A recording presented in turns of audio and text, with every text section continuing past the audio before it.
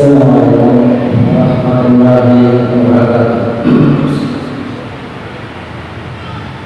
Alhamdulillahirabbil alamin wassalatu wassalamu ala rasulil karim wa ala alihi wa sahbihi wa man wala. Ma'asyiral muslimin muslimat rahimakumullah. Alhamdulillah, malam hari ini kembali kita berkumpul bersama untuk bersama-sama saling mengingatkan tentang masalah-masalah yang berhubungan dengan agama kita. Khususnya malam ini insyaallah kita akan membahas beberapa perkara yang berhubungan dengan masalah ibadah puasa. Bagaimana kita menyambut bulan Ramadan yang insyaallah telah dekat waktunya. Jemaah sekalian, bulan Ramadan adalah bulan keberkahan yang mana Allah Subhanahu wa taala memberikan nikmat yang banyak. Di bulan Ramadan ini kepada kaum muslimin yang tidak diberikan pada bulan-bulan yang lain.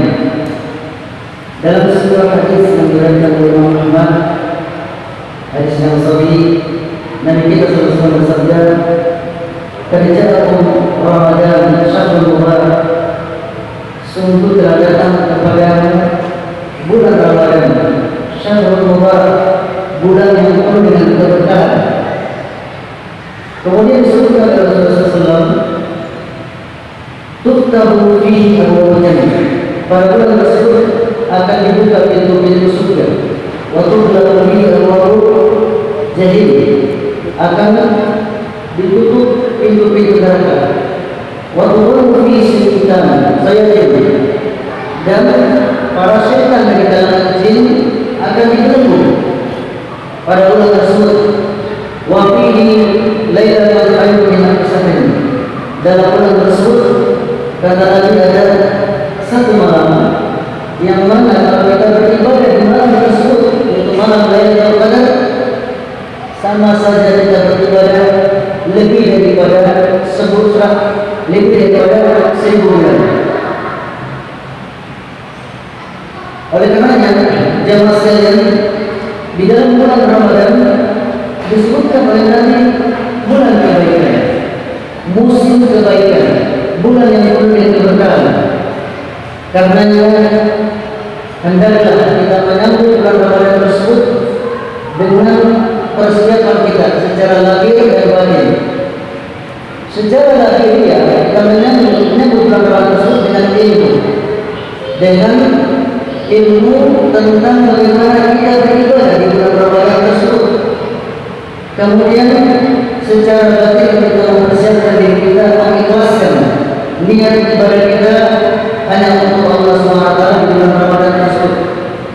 Karena dua perkara ini sangat menentukan bagi kita pahala atau besarnya pahala yang kita dapatkan ketika kita memperhatikan dua perkara tersebut, yaitu ikhlas dan tata cara kita beribadah di bulan Ramadan sesuai dengan petunjuk Nabi kita sallallahu alaihi wasallam. Karena Nabi kita sallallahu alaihi wasallam mengingatkan kepada kita dalam sebuah hadis sebagai ancaman bagi kita, kata Nabi sallallahu alaihi wasallam dalam hadis Ahmad, "Kam min shaimin laisa min siyamihi illa wa kam min qaimin laisa min qiyamihi illa sahar." Betapa banyak orang yang berpuasa tidak mendapatkan pahala dari puasanya kecuali hanya lapar. Betapa banyak orang yang salat tarawih, salat malam, qiyam Ramadan tidak mendapatkan pahala dari salat atau qiyam Ramadan kecuali hanya begadang. Oleh karenanya, kaum muslimin dan sekalian rahimahumullah, marilah kita mempersiapkan diri kita dalam menyambut Ramadan ini dengan persiapan yang sebaik-baiknya agar kita mendapatkan keberkahan yang banyak di bulan Ramadan tersebut. Salah seorang ulama terdahulu mengatakan bahwasanya orang-orang terdahulu pada salafus saleh mereka selalu berdoa 6 bulan sebelum datangnya Ramadan, berdoa agar mereka dipertemukan oleh Allah dalam bulan Ramadan.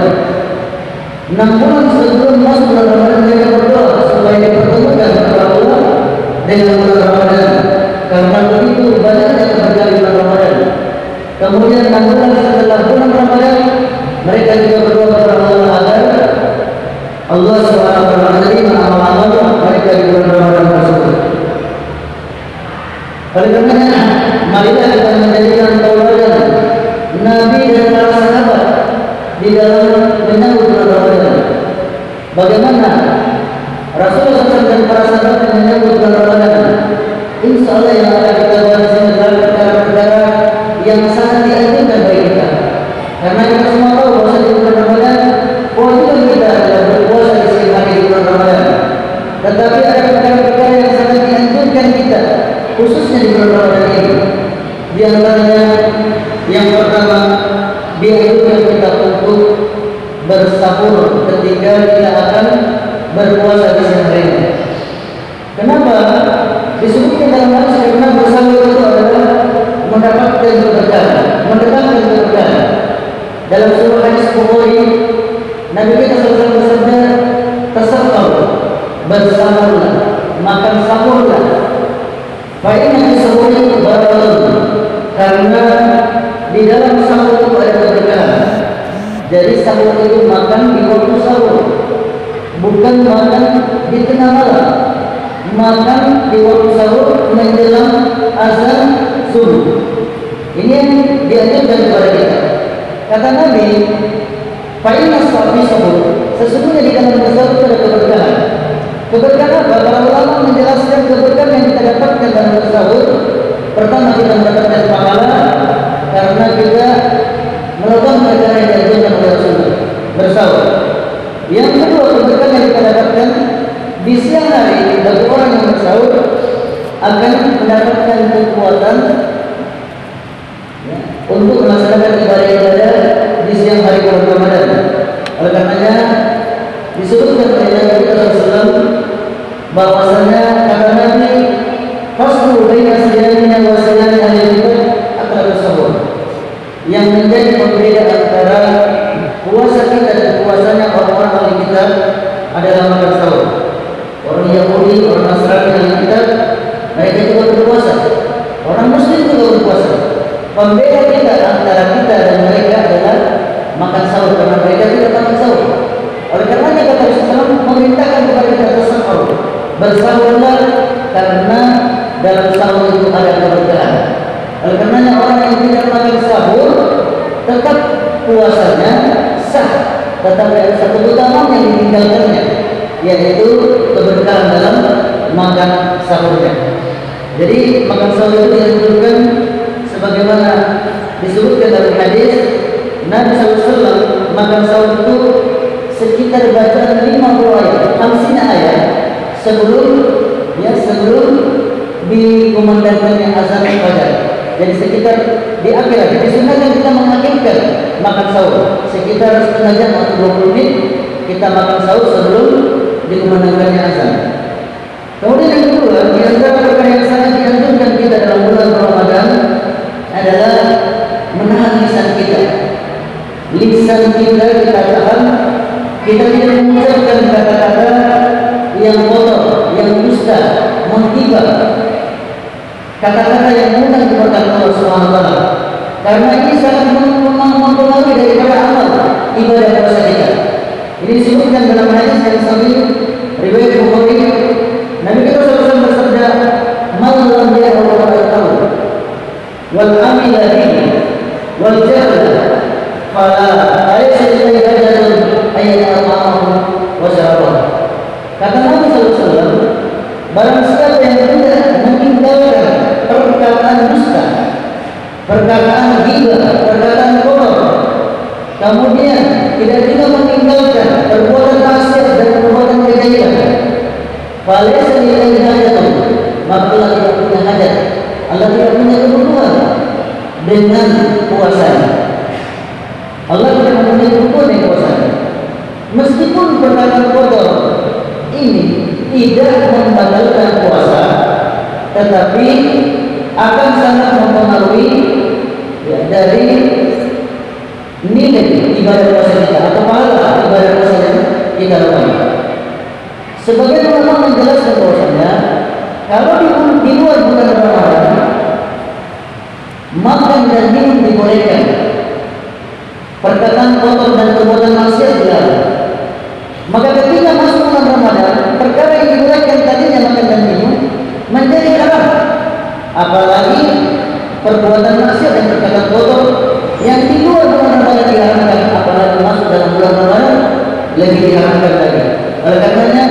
supaya amal ibadah puasa kita sempurna di sisi Allah, tinggalkan perkataan yang sia-sia, usahakan tinggalkan perbuatan maksiat kepada Allah SWT.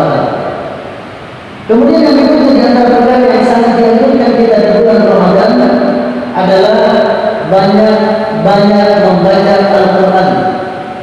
Kenapa demikian? Al-Quran diturunkan pada bulan Ramadan. Syahrul Ramadan unzila fihi Al-Quran hudan lin-nasi wal bayyinatin minal huda wal furqan. Kata Allah SWT dalam surat Al-Baqarah, bulan Ramadan adalah bulan yang fihi diturunkan di dalamnya Al-Quran. Maka selayaknya di bulan Ramadan kita memperbanyak membaca Al-Quran. Kemudian ini mencontoh juga dari kita SAW. Setiap bulan Ramadan disebutkan dalam hadis, Jibril datang menemui Rasulullah SAW, menyimak, mendengarkan bacaan Qurannya Rasulullah SAW. Setiap bulan Ramadan Nabi kita SAW menghatamkan Al-Quran, memperdengarkannya oleh Jibril alaihissalam. Oleh karena selayaknya juga kita mencontoh Nabi kita usahakan kita hatamkan Al-Quran tersebut di bulan Ramadan, yang mana di bulan diturunkan Al-Quran. Dalam sebuah riwayat Ahmad, Nabi kita SAW bersabda, Al-Quran asyamu Al-Quran yas'ali lil abdi wal qiyamah. Puasa dan bacaan Al-Quran itu akan memberikan syafaat nanti bagi seorang hamba di hari kiamat. Yaqul siam. Puasa berkata, ya Rabbi manatuku ta'ama wa safati bin nadari fasafini. Puasa datang dari kiamat berkata, wahai Tuhanku, saya telah mencegah si fulan dari makan dan minum di siang hari, makan dan sahwatnya di siang hari. Maka berikanlah syafaat untuk Yaqul Quran. Maka bacaan Al-Quran kita nanti datang di hari kemudian. Dia juga berkata, ayo Rabbi, wahai Tuhanku, manatukum nauma billail, saya telah mencegah tidur di malam hari. Dia salat tarawih, salat malam, kemudian membaca Al-Quran, saya telah mencegahnya dia tidur di malam hari. Masa pilih, berikanlah syafaat untuknya. Maka Yusaffi'ani, keduanya diizinkan oleh Allah untuk memberikan syafaat kepada orang yang membaca Al-Quran dan orang yang melakukan puasa ketika itu. Kemudian yang berikutnya, di antara perkara yang dianjurkan kita dalam bulan Ramadan, sebagaimana yang dilakukan oleh Rasul dan para sahabatnya, hendaknya bagi kita yang mempunyai kelapangan, banyak-banyak kita berinfak, banyak-banyak kita bersedekah. Karena disebutkan dalam hadis bahwasanya karena Rasulullah SAW adalah orang yang paling pemurah. Wa kana jawadu mayakun di Ramadan. Kemudian ketika masih di bulan Ramadan, Rasulullah SAW adalah sangat lebih pemurah. Jadi di bulan Ramadan, Rasulullah adalah orang yang sangat pemurah. Karena Rasulullah SAW tahu, ya, bagaimana amal ibadah akan dilipat gandakan pahalanya di bulan Ramadan. Maka ketika masuk di bulan Ramadan, dia Rasulullah SAW lebih lagi pemurah lagi dibandingkan dengan bulan-bulan yang lainnya. Oleh karenanya kita dianjurkan sangat untuk kita bersedekah berinfak di bulan Ramadan. Ada satu sedekah atau infak yang sangat dianjurkan kita di bulan Ramadan, maka disebutkan pahalanya sama dengan orang yang berpuasa. Kata Nabi SAW, man fattara sha'iman, siapa yang memberikan buka puasa orang yang akan berbuka puasa, kana lahu mislu ajrihi, maka baginya pahala seperti orang yang berpuasa. Siapa yang memberikan buka puasa kepada orang yang berpuasa, pahalanya seperti orang yang berpuasa. Ini bukan berarti bahwasanya tidak usah kita berpuasa, cukup kita berikan buka puasa kepada orang. Tidak demikian maknanya. Karena yang dimaksud adalah pahala saja. Adapun kewajiban kita berpuasa tidak bisa disebutkan dengan hanya kita memberikan buka puasa. Jadi kalau kita berpuasa, kemudian kita berusaha untuk memberikan buka puasa kepada orang yang berpuasa, bisa kita mendapatkan pahala puasa, juga kita mendapatkan pahala seperti orang yang berpuasa yang kita berikan buka kepadanya.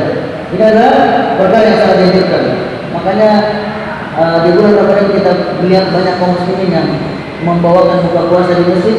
Ini diantaranya mereka mengejar mendapatkan pahala seperti orang yang berpuasa karena dia membantu untuk memberikan buka puasa.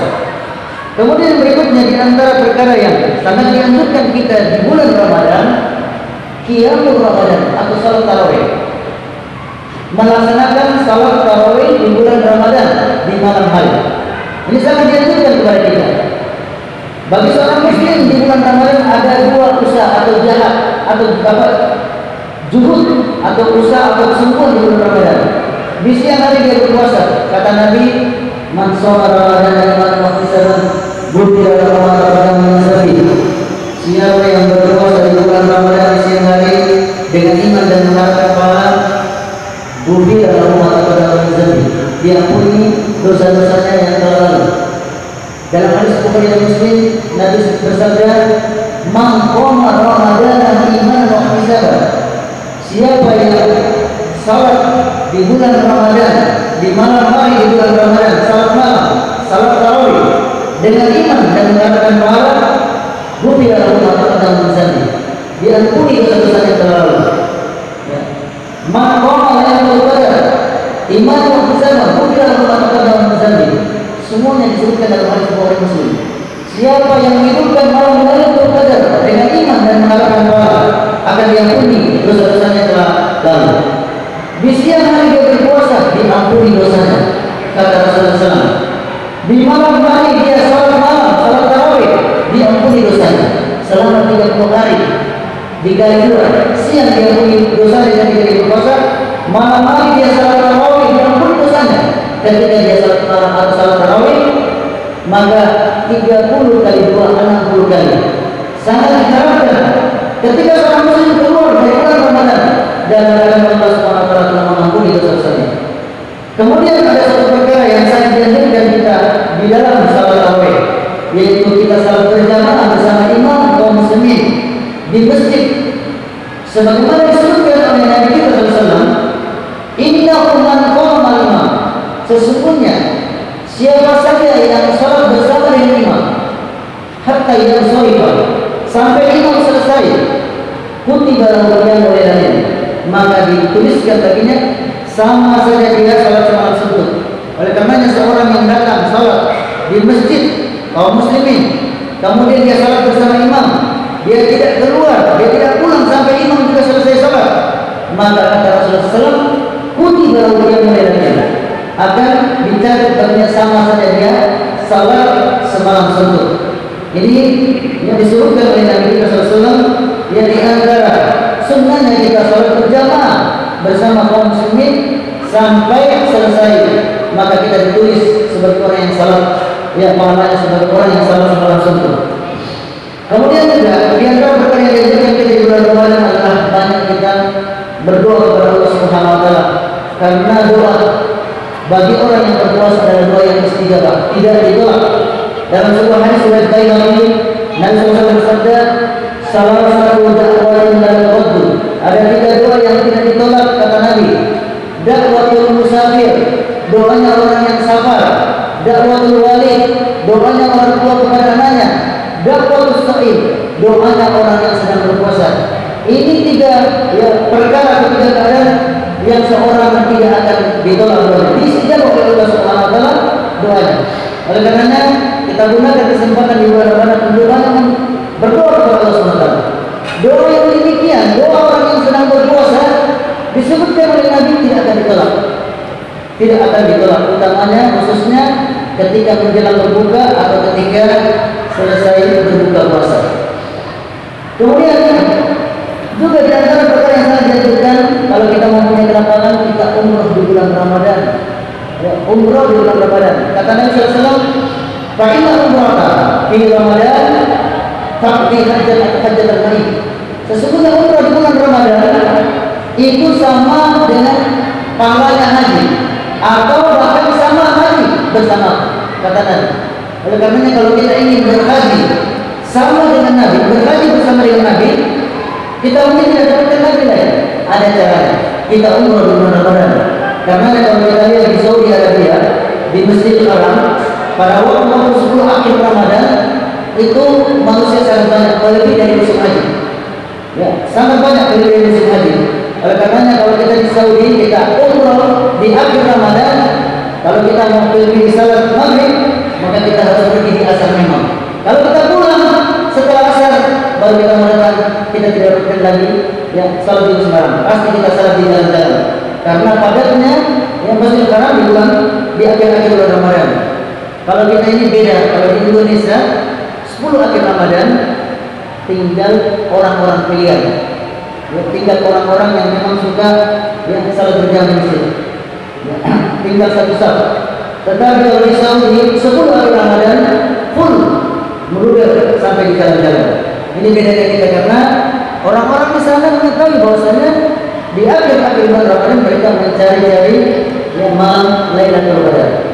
Inilah di antara perkara-perkara yang sangat dianjurkan kita di bulan Ramadan. Di antara dampak positif kita berpuasa disebutkan oleh Allah, ya ayyuhalladzina amanu kutiba alaikumus syiyamu kama kutiba alal ladzina min qablikum la'allakum tattaqun. Wahai orang yang beriman, diwajibkan bagimu berpuasa sebagaimana orang sebelum kamu, la'allakum tattaqun, agar kamu bertakwa. Saya rasa dalam tafsirnya Taisir Rahman menyebutkan bahwasanya makna takwa, hubungan takwa dengan puasa. Yang pertama, orang yang bertakwa kepada Allah, apa orang yang berpuasa, dia meninggalkan makan dan minumnya dalam rangka mendekatkan diri kepada Allah, maka orang yang demikian ini dia bertakwa kepada Allah. Yang kedua, orang yang sedang berpuasa ada rasa muraqabah, rasa pengawasan Allah SWT kepadanya. Meskipun dia di dalam kamar sendiri, tidak ada orang yang melihat, ada kue-kue, ada minuman, dia tidak mau meminumnya, maka karena dia merasa ada pengawasan Allah SWT. Maka dengan ini adalah bentuk ketakwaan kepada Allah SWT. Orang yang berpuasa, kata saya tadi, menyempitkan jalan-jalan setan yang masuk ke dalam. Ya, setan itu membuat manusia di antaranya melalui aliran darah, dan maka ketika dia berpuasa, dia menyempitkan jalan-jalan setan untuk menggoda manusia. Ini juga termasuk ketakwaan kepada Allah SWT. Kemudian yang kedua, orang yang bertakwa kepada Allah, orang yang berpuasa ini akan menjadikan dia, membina dia atau memilih dia untuk menjadi orang yang sabar. Karena disebutkan oleh Rasulullah SAW, berpuasa di bulan kesabaran, yaitu maksudnya adalah bulan puasa, bulan Ramadan adalah bulan kesabaran. Orang yang berpuasa itu dia sabar dalam ketaatan, sabar meninggalkan maksiat, dan sabar untuk menahan rasa lapar. Kemudian yang berikutnya, orang yang berpuasa memiliki kegembiraan, dijanjikan oleh Allah kegembiraan di dunia dan di akhirat. Kata Nabi SAW, "Lisa'imi faratan." Bagi orang yang berpuasa ada dua kegembiraan. Farhatun inda fitri, dia akan bergembira ketika dia berbuka puasa. Wa farhatun inda fitri, dia nanti bergembira ketika bertemu dengan Allah Subhanahu wa taala. Bergembira ketika bertemu oleh Allah Subhanahu wa taala di yaumil qiyamah nanti. Karena Allah akan membalasnya puasa tersebut, kemudian Allah SWT akan menghidupkannya dia dari api neraka.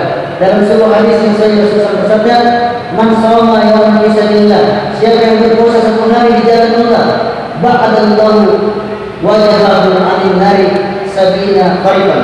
Allah akan menjauhkan baginya, ya, Allah akan menjauhkan wajahnya dari neraka sebanyak 70 tahun perjalanan. Ini diantara faedah-faedah kita atau dampak positif kita berpuasa di bulan Ramadan. Oleh karenanya kaum muslimin, marilah kita selalu mempersiapkan diri kita untuk menyambut bulan Ramadan ini, mengikhlaskan diri kita dalam beribadah hanya kepada Allah. Yang kedua, kita selalu beribadah sesuai dengan tuntunan dan contoh dari Nabi kita sallallahu alaihi wasallam. Laqad kana lakum fi rasulillahi uswatun hasanah. Sungguh pada diri Rasulullah SAW ada uswatun hasanah, ada contoh teladan yang baik dalam ibadah, dalam berakidah, dalam bermuamalah. Kita mencontoh Rasulullah SAW. Demikianlah kajian kita kali ini, dan selanjutnya kembalikan kepada moderator. Terima kasih atas penjelasan Pak Ustaz. Kalau saja yang kita bersama dalam menghadapi bulan suci Ramadan, yang itu adalah takbir pertama sahur dan isya dari Ramadan yang bermanfaat. Kali adalah kita berdoa berikan kepada saudara hari berdoa bulan suci Ramadan dan umroh.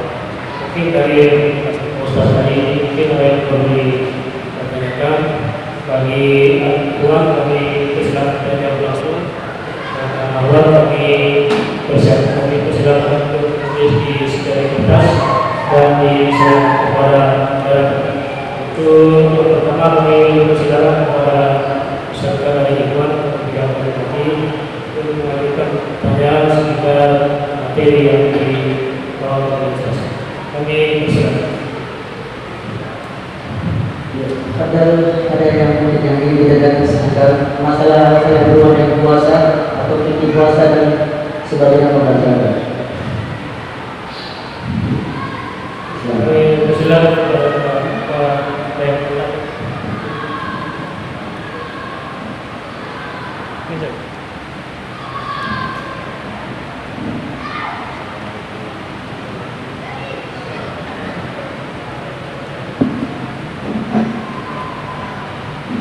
Assalamualaikum warahmatullahi wabarakatuh.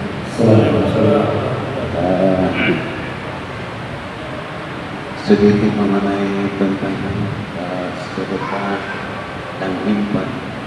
Bagi saya belum jelas bagaimana bedanya infak dan bagaimana sedekah.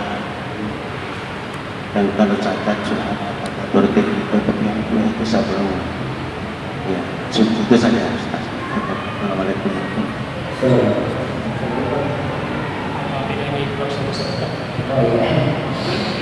Jadi infak itu ya di antara sifat umumnya adalah yunfiquna, orang-orang yang selalu berinfak dari apa yang mereka kepada. Jadi infak itu adalah umum dari semua bentuk-bentuk harta yang kita ya keluarkan untuk tujuan ibadah, itu namanya infak.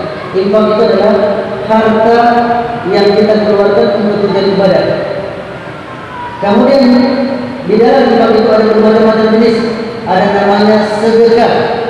Kalau sedekah itu kita mengeluarkan harta untuk orang miskin. Jadi sedekah itu kita mengeluarkan harta untuk memberikan kepada orang miskin, itu namanya sedekah. Kemudian kalau hadiah, ini termasuk juga bentuk dari infak. Memberikan hadiah kepada orang yang kaya untuk menjinakkan hatinya supaya dia mau mendekat atau menerima kepada Islam. Kemudian juga ada lagi namanya yang infak juga masuk dalam perkara memberikan nafkah kepada anak dan istri sebagai kewajiban kita. Itu dulu yang infak. Kemudian ada juga yang namanya wakaf. Kita keluarkan harta kita untuk kebutuhan yang dibutuhkan oleh banyak kaum muslim seperti mewakafkan tanah untuk masjid atau dan lain sebagainya. Ini namanya bentuk-bentuk. Jadi infak itu namanya secara umum mengeluarkan harta untuk tujuan ibadah. Ada yang namanya nanti bagian dari infak sedekah, ada juga yang namanya hadiah, ada riba dan lain sebagainya. Jadi itu bedanya Pak. Kalau sedekah itu hanya kita keluarkan untuk fakir miskin saja, namanya sedekah. Makanya yang namanya fidyah ya membayar fidyah bagi orang yang tidak sanggup berpuasa itu hanya diberikan kepada fakir miskin. Jadi tidak boleh kalau kita tanya ini makanan apa, fidyah. Kalau kita orang kaya tidak boleh mengambil makanan tersebut karena bukan hak kita, adalah haknya fakir miskin. Ya. Kemudian kalau kita tanya sedekah itu tidak boleh kita ambil kalau kita orang kaya. Nabi SAW tidak memakan sedekah, tetapi kalau hadiah diberikan. Oleh karenanya Nabi ketika ada datang sesuatu pemberian kepadanya, maka dia tanya, apa ini sedekah? Kalau sedekah Nabi tidak makan, tapi kalau hadiah Nabi makan. Sama-sama adalah namanya infak. Jadi ini bedanya. Mungkin ada pertanyaan lain lagi?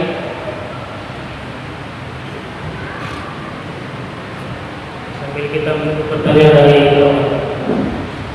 Bismillahirrahmanirrahim. Assalamualaikum warahmatullahi wabarakatuh. Masalah Ustaz bayar fidyah. Kalau bayar fidyah itu apa harus di bulan Ramadan atau di luar Ramadan? setelah terlahir. Disebutkan oleh Allah SWT, "Walladzina yutiquna fidyatun ta'am miskin." Bagi orang yang tidak mampu berpuasa, bagi orang yang tua, renta, atau orang yang sakit yang tidak dianggap dari kesembuhannya, maka disyariatkan dia membayar fidyah. Fidyah mengganti dari puasanya. Jadi pertanyaannya, bolehkah membayar fidyah di luar Ramadan? Maka jawabannya boleh kita membayar fidyah karena tidak ada batasan akhir kita membayar fidyah. Hanya ada batasan awal kita membayar fidyah. Misalkan kita hari ini seorang tua yang sudah tua renta tidak bisa berpuasa satu Ramadan, maka boleh baginya hari itu dia membayar fidyah, memberikan makan satu orang miskin, ya, satu orang miskin ketika hari itu ditinggalkan. Kemudian hari kedua lagi dia boleh lagi ya, memberikan makan kepada miskin, satu orang miskin di hari kedua tersebut. Boleh juga baginya mengumpulkannya sampai di akhir Ramadan 30 Ramadan, kemudian dia baru memberikan makan kepada fakir miskin 30 orang miskin. Ya, jadi yang tidak boleh baru satu Ramadan masuk, kemudian dia sudah membayar fidyah 30 Ramadan. Ini yang tidak dibolehkan oleh para ulama. Jadi nanti sudah selesai Ramadan atau sudah selesai kita meninggalkan perkara Ramadan, baru kita disyariatkan fidyah. Adapun batas akhirnya tidak terbatas, boleh di bulan Ramadan, boleh di luar Ramadan. Hanya sangat dianjurkan atau dianjurkan bagi kita untuk segera membayar fidyah tersebut selagi kita masih ada kesempatan. Karena kalau kita menunda-nunda, biasanya nanti kita lupa membayar fidyah tersebut. Cara membayar fidyah adalah, yang besar kalau fidyah adalah nisfu sa', sebagaimana riwayat Ibnu Abbas, nisfu sa' minal ghitatin atau minal ta'am, setengah sok, ya, setengah sok ukurannya. Jadi boleh bagi kita ya membayar fidyah setiap satu hari setengah sok. Kalau setengah sok itu, kalau kita di Indonesia satu sok itu sekitar 3 kilo atau 3,5 liter. 3 kilo, ya kalau setengahnya 1,5 kilo. Oleh karenanya setiap hari boleh kita berikan beras sebagai makanan pokok yang berlaku di negara kita berikan 1,5 kilo kepada setiap orang miskin. Atau boleh juga kita kumpulkan 130 hari kali 1,5 kilo, berarti 45 kilo. Boleh kita berikan kepada satu orang miskin, atau juga boleh kita bagi-bagi 45 kilo tersebut. Demikian. Boleh juga kita memberikan makanan jadi. Makanan jadi seperti nasi bungkus, kita buat 30 bungkus yang mengenyangkan, maka itu juga sudah mencukupi. Sebagaimana yang dilakukan Anas bin Malik radhiyallahu anhu ketika tuanya membuat makanan, kemudian mengundang 30 orang miskin untuk memberikan makan mereka sampai puas. Demikian.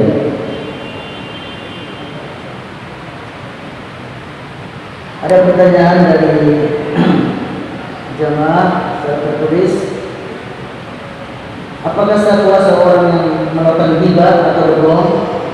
Ya, disebutkan tadi bahwasanya puasanya adalah sah. Ya, puasanya adalah sah. Tetapi amal ibadah puasanya berkurang. Bahkan bisa jadi tidak mendapatkan amal ibadah puasa, tetapi puasa sah.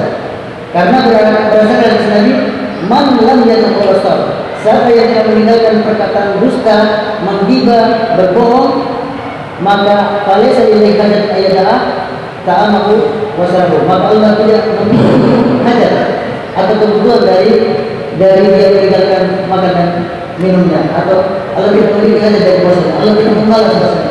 Tapi puasanya, ya, amal ibadah puasanya adalah sah, tapi amal ibadahnya berkurang atau bisa jadi yang tidak mendapatkan pahala.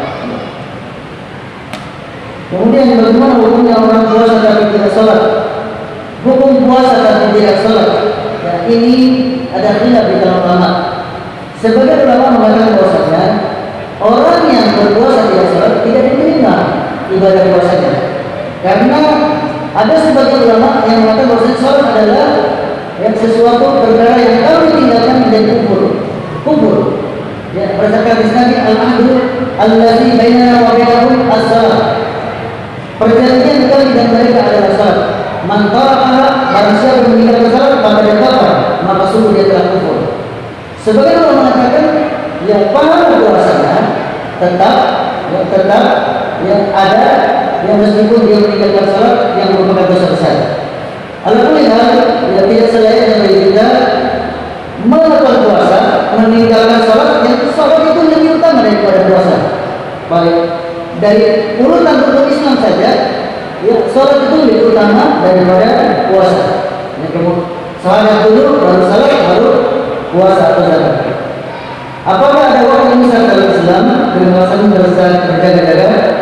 Ini juga kalau kita melihat hadis-hadis Nabi, ya Nabi SAW dalam sebuah ayat dikatakan oleh Allah SWT, "Kulu wasrabu makan dan minumlah hatta yatabayyana lakumul khairul abyadu minal khairil aswad minal fajr." Makan dan minumlah kamu katakan sampai jelas benang putih dari benang hitam, yaitu apa? Sampai jelas fajar, yaitu dengan adanya digunakannya azan fajar. Fajar salik yang mana masuk waktu. Dalam ayat ini menunjukkan Rasulullah kita makan dan minum sampai dikumandangkannya azan fajar atau sampai ada yang terbit fajar. Disebutkan dalam hadis bahwasanya waktu sahurnya Rasulullah SAW hamsin ayat, sekitar 50 ayat dari dikumandangkan azan. Tidak dijelaskan dari besar. Yang ada pun kalau kita ingin berhati-hati, tafadhal silakan ya sebelum ya atau sedikit lagi menjelang dikumandangkan azan kita sudah berdiri memang jangan sampai ya muazzin itu tidak amanah. Dia melakukan azan ketika sudah lewat daripada. Oleh karenanya boleh kita melakukan ini, cuma yang dijelaskan dalam ayat dan hadis bahwasanya boleh kita makan dan minum sampai terbit fajar. Ya, demikian.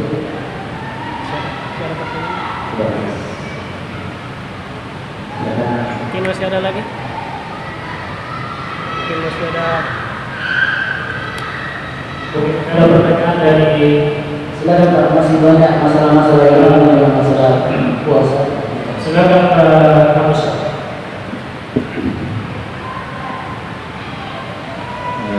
Bismillahirrahmanirrahim. Assalamualaikum warahmatullahi wabarakatuh. Serangkaian pengetahuan itu puasa yang terawih. Tapi pertanyaan saya, apakah yang puasa tidak terawih puasanya? Puasa kemudian dia tidak syarat tarawih. Tidak tarawih. Ya. Apakah puasanya sah atau bagaimana? Jadi seorang yang berpuasa dengan syarat-syarat dan rukun-rukun yang dia sempurnakan maka tetap sah puasa meskipun dia tidak salat tarawih. Karena salat tarawih ini satu dia berpisah ibadahnya dengan berpuasa. Berpisah ibadahnya dengan berpuasa. Berpuasa ketika kita berbuka habislah puasa. Salat tarawih juga ada ibadah tersendiri. Hanya memang dilakukan pada malam bulan Ramadan. Oleh karena orang yang berpuasa kemudian setiap salat tarawih puasanya sah. Hanya saja dia meninggalkan satu keutamaan, yaitu ya salat tarawih yang mana seorang yang melakukan salat tarawih kata Rasulullah akan diampuni dosa-dosanya yang telah lalu. Jadi tetap sah puasanya, cuma ada keutamaan yang dianjurkan yang terluputkan darinya.